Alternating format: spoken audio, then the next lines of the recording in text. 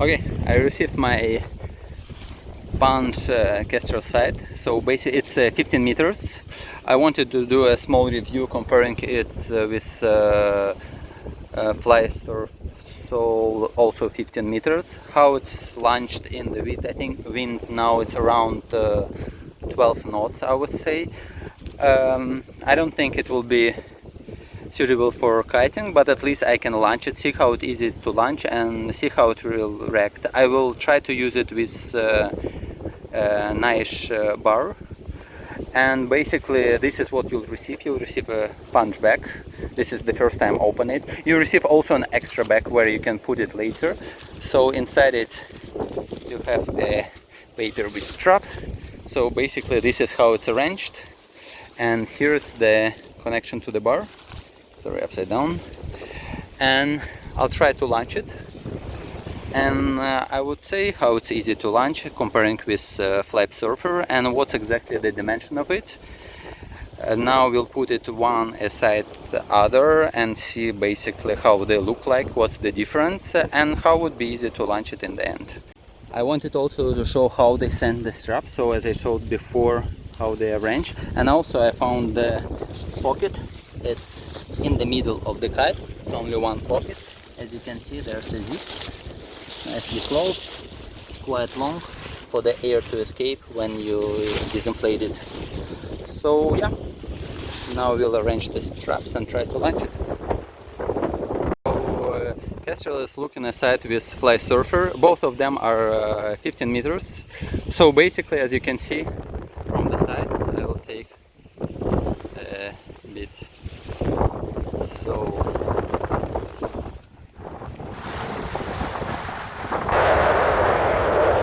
basically it's Flysurfer sole 15 meters and Pansh 15 meters.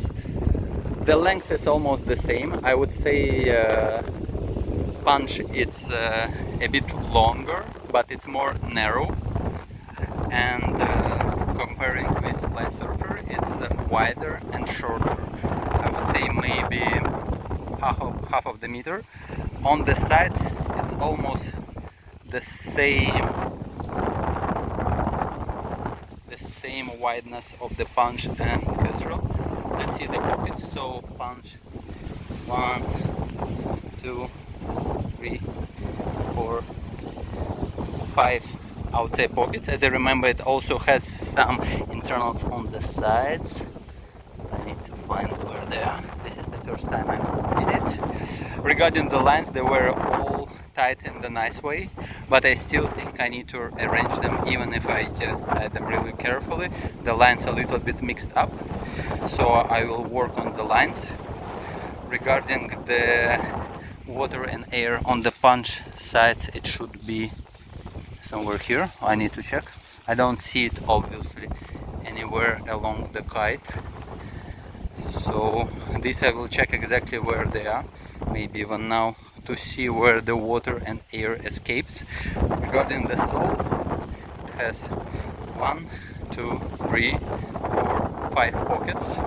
5 pockets, and you can barely see in the sole. The pockets are in the middle, 2 of them. They're really easy opening from the side. I flied this kite, it's really easy to fly. And I'll try to rearrange the straps, and we'll launch Pansh kite after my friend will launch his sole, and we'll see how they act in the air. I'll let you know what my impression is. Maybe he'll film me during the launch, and we'll see how it will go. Thank you, stay tuned. On this video I wanted to show you the launch of the Flysurfer, simply comparing with Pansh. The Pansh launch was a bit tough, I would say. You can't really launch it on the side. You'll see on the video how it's hard to get the sides basically up straight. It needs a lot of work on it, and to launch it from the side like this is almost impossible. For the Pansh you really need to be in the middle, or someone need to help you. I'm not like an advanced kiter, I would say, so for me it was tough. So it's definitely not for the beginner, and definitely not from the first time. For the sole, as you can see, he can even drag it. On the punch variant, it's right away starts flipping the edges, and as you can see, it's now dragged from the top where the chamber's opening is. In the punch was completely inverse. It was dragging from inside. You see, it simply went up.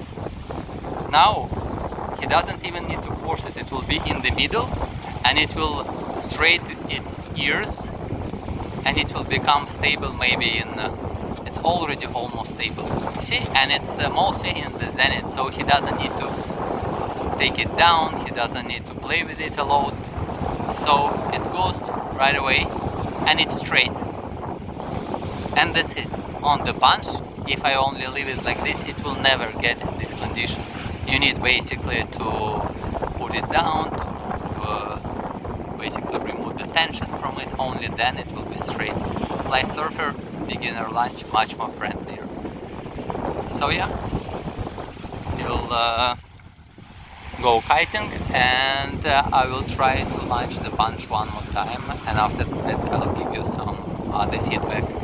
But from the beginning I tell you 100% that Soul is much more friendly from the beginning and intermediate than punch. On the punch side, it's good when it's launched, it's really easy to manipulate, it's quite responsive to the bar, but to launch it, it's a pain, I would say. And also another stuff for the bar, later I will explain.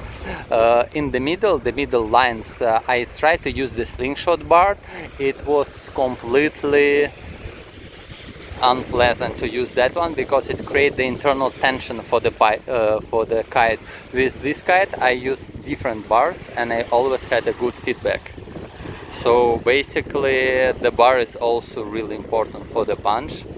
And what's most important, the middle lines, they should be basically go in the side from the bar. The Y shouldn't be on the top.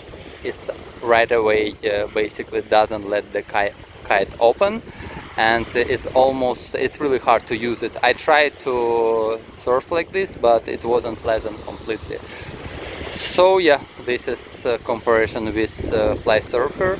Later basically I will try a couple of launches of the punch. Maybe I'll get you some feedback how it's better to do the launch or what I think could be increased. But as I told, on the side chambers on punch to get air in, it's hard to speak truly. If you'll only keep it in zenith, it will never get the air on the sides. So yeah, stay tuned. Okay, I wanted to show you some launch technique that I will try with punch. Basically I will see how it will be launching this time. Before the experiments I wouldn't say they were really successful. It was really tough to launch it. I was always needed friend help, and it's interesting that basically the biggest problem in the launching it's the sides. Right away when you pick up even from the middle, it's have enough power to pull this kite, or it start turning this side. Basically the sides start to bend because it's really hard to get air inside two sides, and now the wind is blowing right perpendicular to the kite, so theoretically with the Soul it will be like 5 seconds to launch. With the punch you will see how it will go. But as I told, the worst thing, if on Soul I can pull the middle lines, the top part goes up right away, it flies, and after that the sides they basically open. In Pansh, when I try to do the same, the kite starts playing on the left, on the right, because it still don't have any air on the sides, and there's I think some weight on them, so it doesn't want to stay in the middle. So most important basically when you launch it, to keep it as middle as possible till it at least gets some air inside. When it has some air, as I showed you, it should basically be forced down, and after that released a bit so it can get the sides open, and after that it's brusquely going up and then it's dragging you. But this is for now the best way I try to launch it. Now the wind is around 13 knots, and this is 15-meter Pansh kite. I have also a 12-meter that I will try to test later. Maybe I wouldn't even test it, we'll see. But I think this is the same Kestrel site, so basically we'll see how this launch will go. But definitely there is a problem with the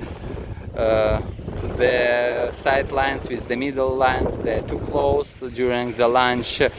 It can get the air right away in whole area, so it's mostly concentrated on middle. And if you try to loop it during the launch on one of the sides, it right away starts flapping this side around. So it's basically, it can be launched after, but you'll spend a lot of time simply launching it. So yes, I will try to launch it in this position, see how it will go, and give you some feedback. Thank you.